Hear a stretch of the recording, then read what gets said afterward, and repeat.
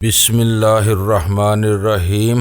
گمنام ہیرو کے معزز ناظرین السلام علیکم۔ آئیے چلتے ہیں کہانی کی طرف۔ اس کے جاتے ہی جہانگیر نے مشاہری کے نیچے ہاتھ ڈال کر بلیک اینڈ وائٹ کی بوتل نکالی جو 1/4 خالی ہو چکی تھی۔ شاید وہ دن بھر بستر پر پڑا سلمیٰ کی نظریں بچا کر بوتل سے چسکیاں لیتا رہا تھا۔ یہ اور بات تھی کہ سلمیٰ اس کی حرکت سے واقف ہونے کے باوجود اپنا برم برقرار رکھنے کے لیے انجان بنی رہی ہو۔ وہ مجھے اپنی خوابگاہ میں لانے سے پہلے ہی بتا چکی تھی کہ اس کے کمرے میں جہانگیر کے پاس پوری بوتل موجود تھی جو اس وقت 3/4 نظر آ رہی تھی۔ ذرا لپک کر فریج سے برف کے ڈلے تو لے آؤ۔ میں نے اپنا گلاس خالی کرتے ہوئے سلطان شاہ کو پچکارا اور اپنا گلاس جہانگیر کی سائڈ ٹیبل پر رکھ دیا۔ سلمیٰ کو چڑھانے کی بات اور تھی لیکن اب آدمیوں کی طرح صبر سے پیو، نہ ہم اب کہیں جانا ہے اور نہ بوتل کہیں بھاگی جا رہی ہے۔ وہ میری ہلکی سی ہچکی پر برا سا منہ بناتا ہوا بولا، ابھی سے ہچکیاں لوگے تو تھوڑی دیر میں سر کے بال کھڑے ہو نظر آؤ گے۔ یہ اسکاچ کی ہچکی نہیں تھی، میں نے بستر پر اس کے قریب بیٹھتے ہوئے کہا۔ غزالہ نے مجھے یاد کیا ہوگا، آج مجھے دن بھر بھی ہچکیاں آتی رہی ہیں۔ آج تم سارا دن کہاں غائب تھے؟ وہ گلاسوں میں اسکاچ انڈیل کر بوتل کا منہ بند کرتے ہوئے بولا۔ وہ بتا رہی تھی کہ دوپہر تم نے فون کیا تھا، بس بھاگ دوڑ میں مصروف تھا، میں نے کہا۔ پھر دروازے پر نگاہ رکھتے ہوئے آہستگی کے ساتھ کہا، کل کے اخبارات سے پتہ چلے گا کہ میں آج کہاں تھا۔ آج ایسا زبردست کام ہوا ہے کہ ویرا تو کیا اس کا باپ بھی کئی مہینوں تک یہاں شی کو نہیں سنبھال سکے گا۔ یہ بتاؤ کہ اس مار داڑ اور دما چوکڑی سے ہماری جان کب چھوٹے گی؟ اس کے لہجے میں دبا دبا سا احتجاج موجود تھا۔ اب تو سلمیٰ پتہ کھڑکنے پر بھی بری طرح بڑک رہی ہے۔ چند ہی دنوں میں اس کے چہرے پر زردی نے ڈیرے جما دیے ہیں۔ میرا خیال ہے کہ آج وہ فتنہ بھی دفن ہو گیا، میں نے پورے اعتماد لہجے میں کہا۔ شی والے یہاں معراج دین کی افرادی قوت کے بل بوتے پر ادھم مچائے ہوئے تھے۔ آج میں نے اس کے اڈے کی عمارت اور ساکھ کو بری طرح خاک میں ملا دیا ہے۔ پھر یہ آپریٹس کیوں ساتھ لیے پھر رہے ہو؟ اس کا لہجہ اشتباہ امیز تھا۔ آدھا گھنٹہ پہلے ویرا سے بات ہوئی تھی، وہ ماجے کے انجام سے بے خبر اپنے نامعلوم ٹھکانے پر اکیلی شراب پی رہی تھی۔ وہ مجھ سے دوبارہ کسی بھی وقت رابطہ قائم کر سکتی ہے، اسی لیے میں نے آپریٹس آن رکھا ہوا ہے۔ ہو سکتا ہے کہ نشے کی جونک میں وہ کوئی ایسی بات بتا جائے جو میرے سارے مسائل کی کنجی ثابت ہو۔ تھوڑی دیر کے لیے سلمیٰ کو اس کمرے سے دور ہی رکھنا، فکر نہ کرو، وہ ہنستا ہوا بولا۔ روٹیاں ختم ہو چکی ہیں، اسے تمہارے لیے روٹیاں پکانے میں خاصی دیر لگ جائے گی، ویسے بھی وہ اس وقت ہم سے دور ہی رہے گی۔ اس نے اندازہ لگا لیا ہے کہ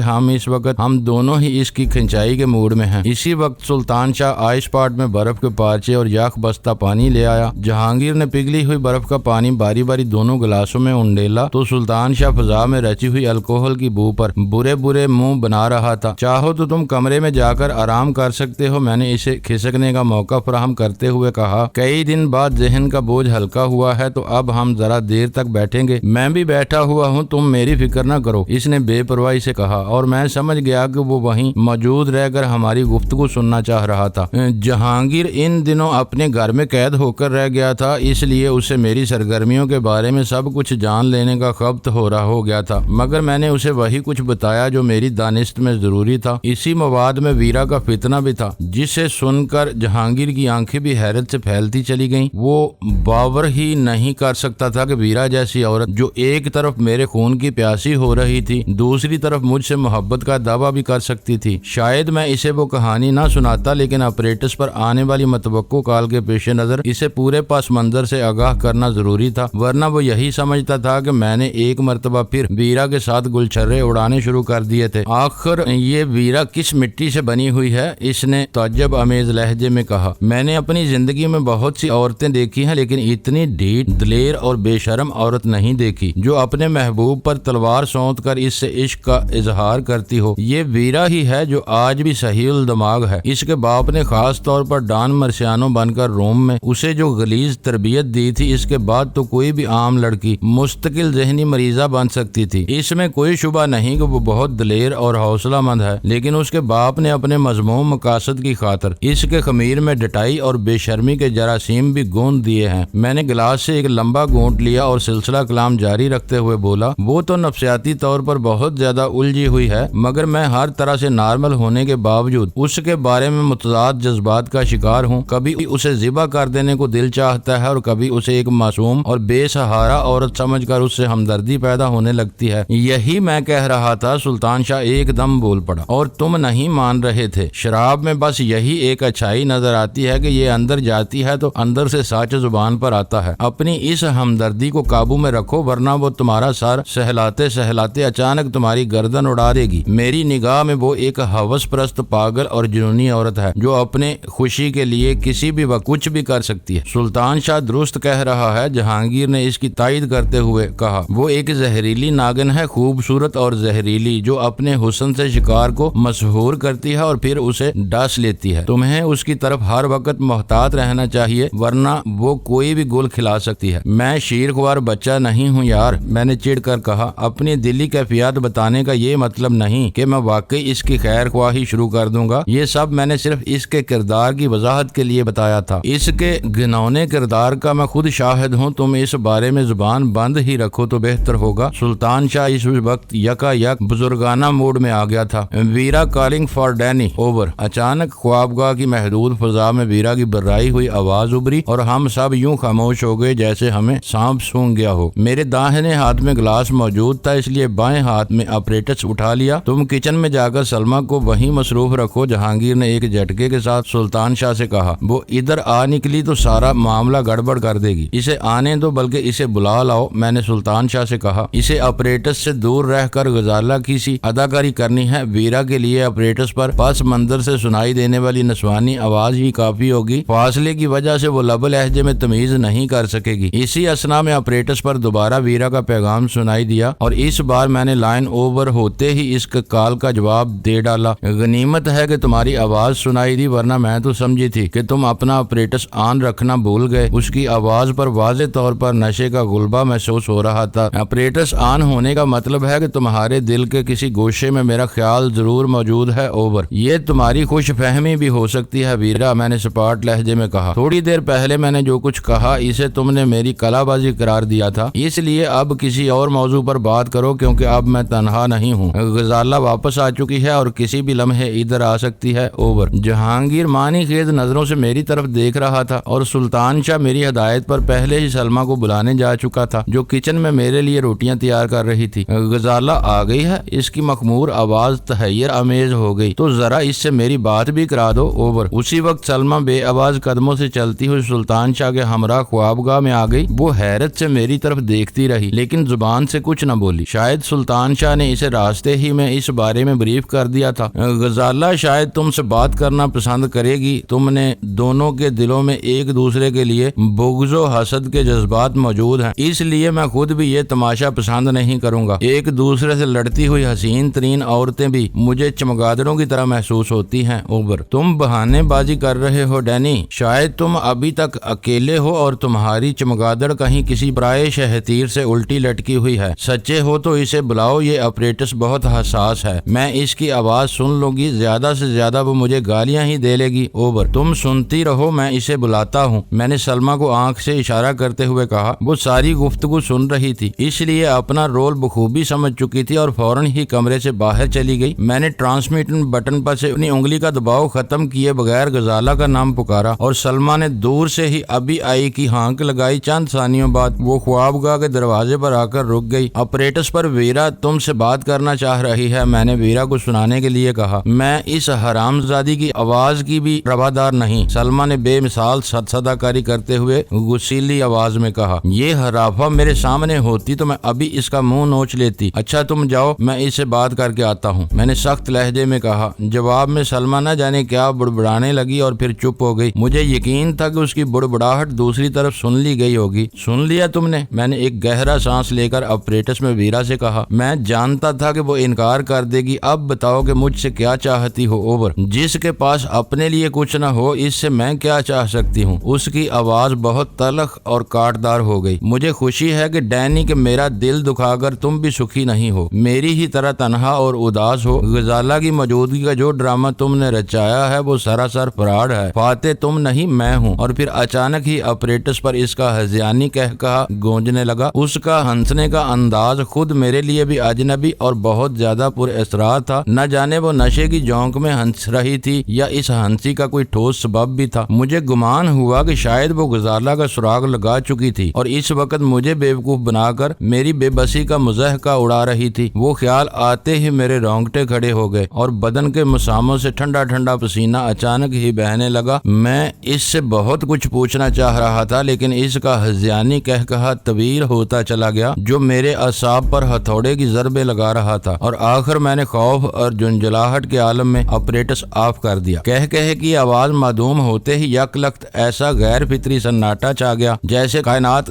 گردش کرتے کرتے اچانک تھم گئی ہو اور کسی بھی لمحے سب کچھ ایک دوسرے سے متصادم ہو کر فنا ہونے والا ہو۔ بڑی بھیانک ہنسی تھی اس کی۔ کمرے میں چھائے ہوئے گمبھیر سکوت میں جہانگیر کی سرسراتی ہوئی آواز گونجی۔ وہ ویرا سے ویسے بھی ذہنی طور پر بہت معروب تھا، پھر اس وقت تو ویرا کے غیر متوقع اور ہذیانی کہے نے خود مجھے بھی بکھلا کر رکھ دیا تھا۔ اس لیے جہانگیر کا خوفزدہ ہونا کوئی تعجب انگیز واقعہ نہیں تھا۔ وہ شی سے عرصہ دراز سے لا تعلق تھا، لیکن ان لوگوں کی ماورائی بالادستی کے شہر سے نہیں نکل سکا تھا۔ وہ عورت نہیں پکی مداری ہے، سلطان شاہ نے تبصرہ کیا۔ وہ جانتی ہے کہ کن حربوں سے تمہیں پریشان کر سکے گی۔ تمہارے ساتھ رہ کر اس نے تمہارے بارے میں بہت کچھ جان لیا ہے۔ ہو سکتا ہے کہ اب اس کے ہنسی کا دورہ ختم ہو گیا ہو۔ آپریٹس آن کرو تو پتا چلے گا کہ اب وہ کیا بک رہی ہے۔ سلطان شاہ کی رائے معقول تھی۔ میں نے جو کچھ کیا وہ میرا اضطراری رد عمل تھا۔ آپریٹس آف کر کے میں کسی بھی صورتحال کو تبدیل نہیں کر سکتا تھا، جبکہ ویرا سے گفتگو جاری رکھ کر میں کم از کم اس کے ہذیانی کہے کا سبب تو معلوم کر ہی سکتا تھا۔ میں نے فوراً ہی آپریٹس دوبارہ آن کر دیا، مگر اس پر سکوت طاری تھا۔ وقفہ خاصا طویل ہو گیا تھا۔ سلمہ نے رائے زنی کی، تم کال کرو گے تو وہ جواب دے گی؟ نہیں، سلطان شاہ نے جلدی سے مجھے روک دیا۔ اس نے کہا لگا کر تمہیں پریشان کرنے کی کوشش کی تھی، اب تو اگر تم رابطہ قائم کرنے میں پہل کرو گے تو وہ خوش ہوگی کہ اس نے اپنے مقصد میں کامیابی حاصل کر لی ہے۔ اپنا آپریٹس آن رکھ کر انتظار کرو، مجھے یقین ہے کہ وہ تم سے بات کرنے کی کوشش کرے گی۔ اس مکار عورت سے تم کو ہر وقت ہوشیار رہنا چاہیے۔ اس کے الفاظ ذو معنی تھے۔ جہانگیر پہلو بدلتے ہوئے بولا، سلمہ کی آواز سن کر اس نے صاف کہہ دیا تھا کہ غزالہ کی موجودگی کا ڈرامہ سراسر فراڈ ہے۔ اس کا دل دکھا کر تمہارے سکھی نہ ہونے سے تو ایک ہی بات اخذ کی جا سکتی ہے کہ اسے غزالہ کے بارے میں کچھ نہ کچھ معلوم ہو چکا ہے۔ یہ ضروری نہیں، سلطان شاہ نے اس کی بات کاٹ دی۔ ایسا ہوتا تو وہ غزالہ سے بات کرنے کی خواہش کا اظہار نہ کرتی، بلکہ اپنی معلومات کے سہارے ڈینی کو جتاتی کہ غزالہ کے بارے میں بولے جانے والے جھوٹ سے وہ پوری طرح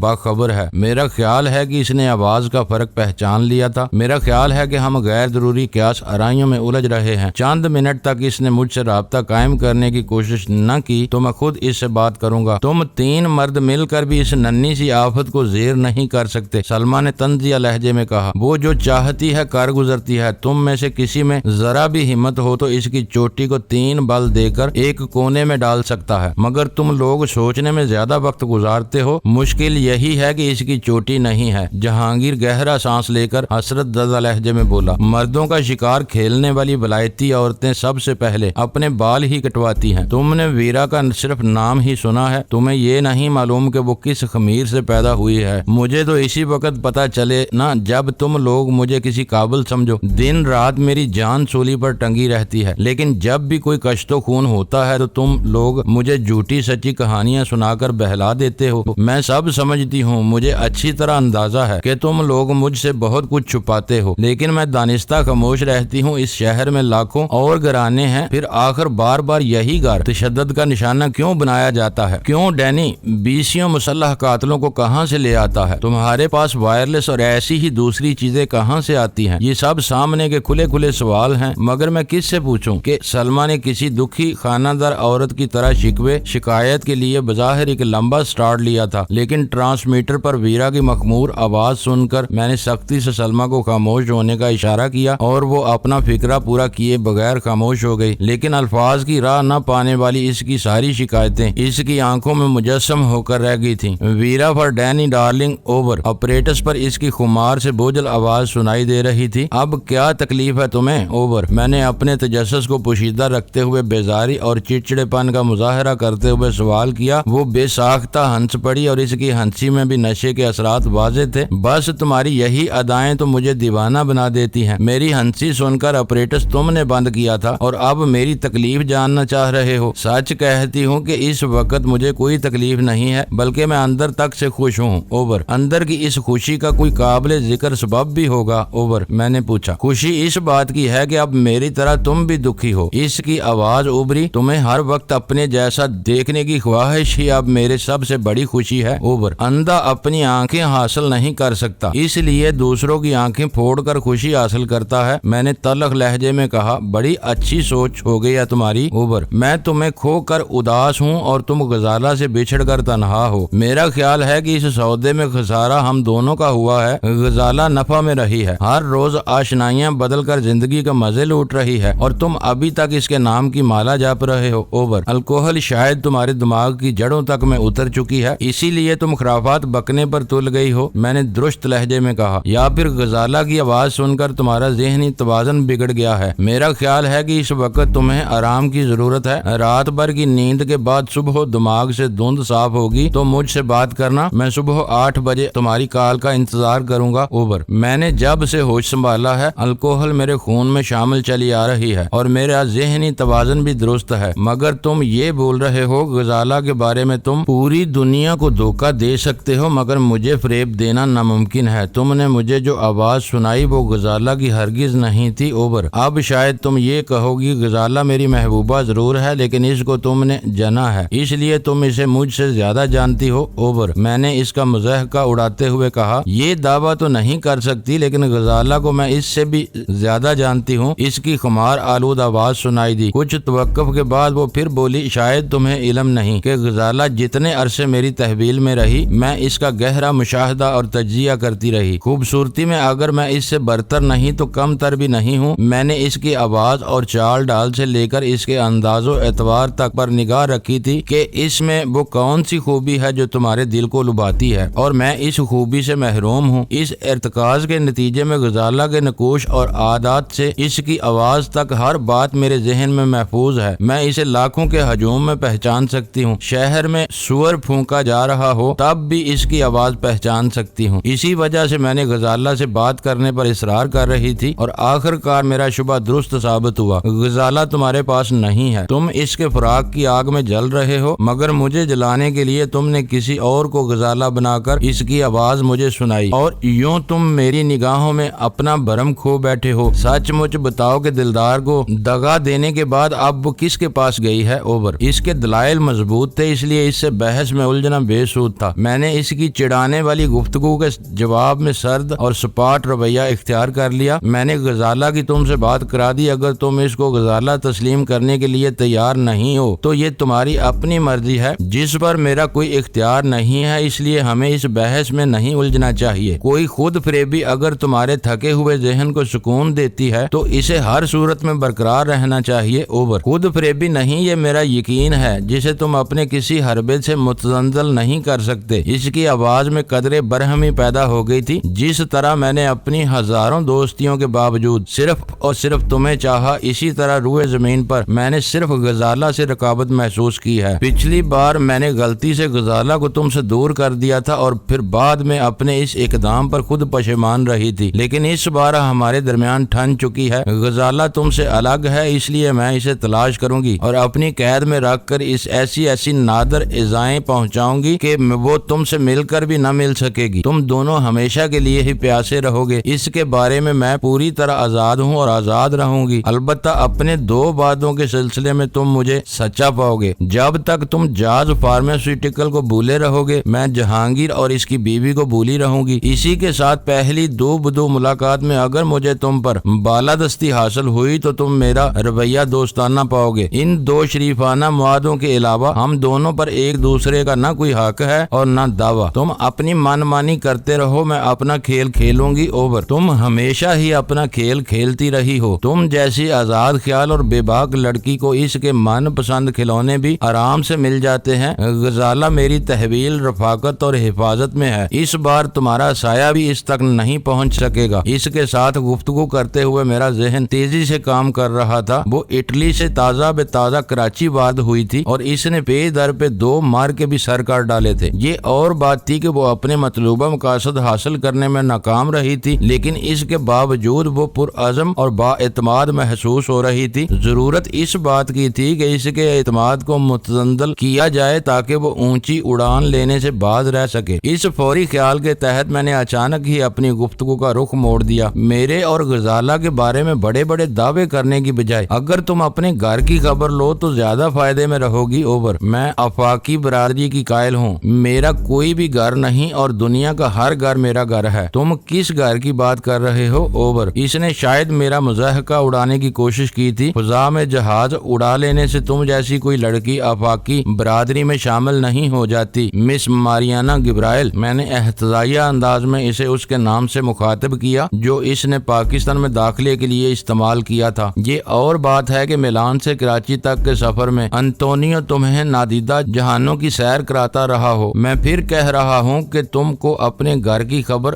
لینی چاہیے۔ اوبر: یہ کوئی کمال کی بات نہیں ہے کہ تم میرے فرضی نام اور میرے ساتھی کا سراغ لگا لیا ہے، یہ کام تو تیسرے درجے کے نکمے سراغ رساں بھی کر سکتے ہیں۔ مجھے امید ہے کہ اپنی معلومات کے سہارے تم امیگریشن کے مقامی حکام کو میرے پیچھے لگانے کی گھٹیا حرکت نہیں کرو گے۔ اوبر: دو شریفانہ معاہدوں کے علاوہ ہمارا ایک دوسرے پر کوئی حق ہے اور نہ دعویٰ۔ میں نے اسی کی کہی ہوئی بات اسے لوٹا دی۔ اگر تم انتونیو کو خوش فعلیوں کی وجہ سے امید سے ہو اور بات ہے، لیکن مجھ سے کوئی امید ہرگز نہ رکھنا۔ جنگ میں ہر آلہ اور گھٹیا حربہ جائز ہوتا ہے۔ اوبر: میرا فکرہ مکمل ہونے سے پہلے ہی سلمہ برا سا منہ بناتی ہوئی خوابگاہ سے چلی گئی۔ جہانگیر کی موجودگی کی وجہ سے اس کے لیے یہ اداکاری لازم ہو گئی تھی، ورنہ وہ عامیانہ گفتگو سے بھی لطف اندوز ہونے کا خاصا ذوق رکھتی تھی اور کئی بار مجھے نرغے میں لے چکی تھی۔ یہ حق اور دعوے کی بات نہیں، معیار کی بات ہے۔ چھچورے دشمن سے تذلیل ترین وار کی بھی توقع کی جا سکتی ہے، لیکن اصول پرست حریف دشمنی میں بھی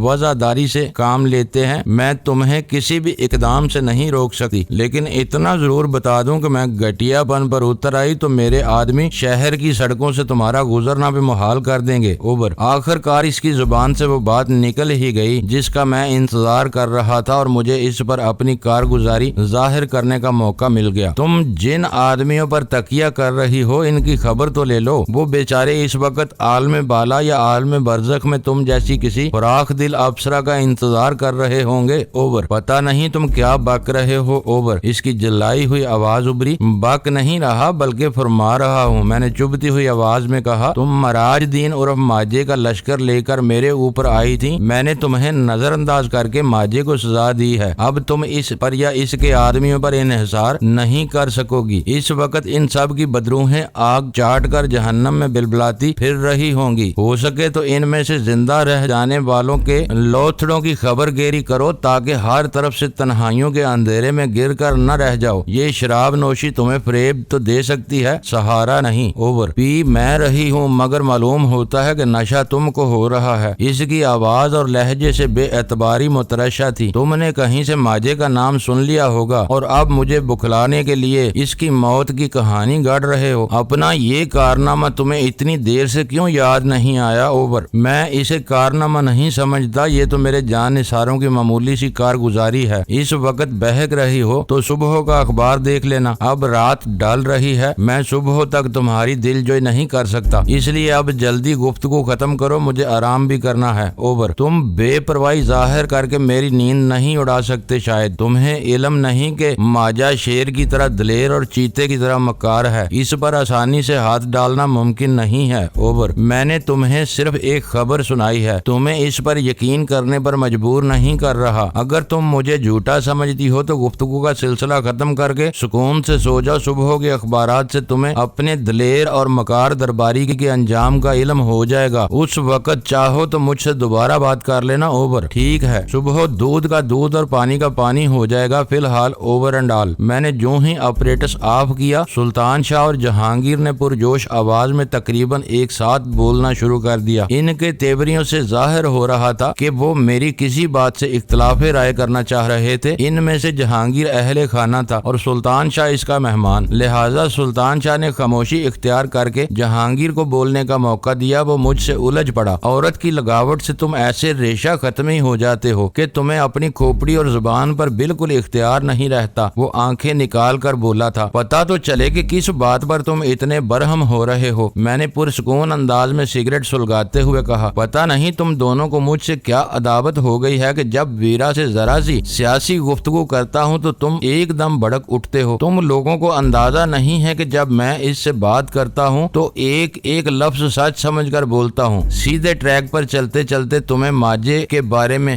زبان کھولنے کی کیا تکلیف لاحق ہو گئی تھی؟ اس نے میری آنکھوں میں دیکھتے ہوئے ترش لہجے لہجے میں سوال کیا۔ سلطان شاہ اپنی کھوپڑی کو تفہیمی انداز میں جنبش دے کر جہانگیر کا ساتھ دے رہا تھا۔ میں نے وہ ذکر دانستہ تاخیر سے چھیڑا کیونکہ میں موقع کی تلاش میں تھا۔ اسے یہ جتانا بہت ضروری تھا کہ ماجے کے کریا کرم میں ہمارا ہاتھ ہے، اگر اسے نہ بتاتے تو کون سی قیامت آ جاتی۔ جہانگیر مجھے گھورتے ہوئے گرایا۔ معزز ناظرین، لائک کریں، شیئر کریں اور کمنٹس باکس میں پاک آرمی زندہ باد، پاکستان پائندہ باد کا نعرہ ضرور درج کر کے اپنے ملک پر فخر کریں اور پاکستان کی بنیادیں مضبوط کرنے میں اپنا کردار ادا کریں۔ ویڈیو دیکھنے کا شکریہ۔ معزز ناظرین، اپنا خیال رکھیے گا اور ہمارے چینل کا بھی۔ ISI پاک آرمی زندہ باد، پاکستان پائندہ باد۔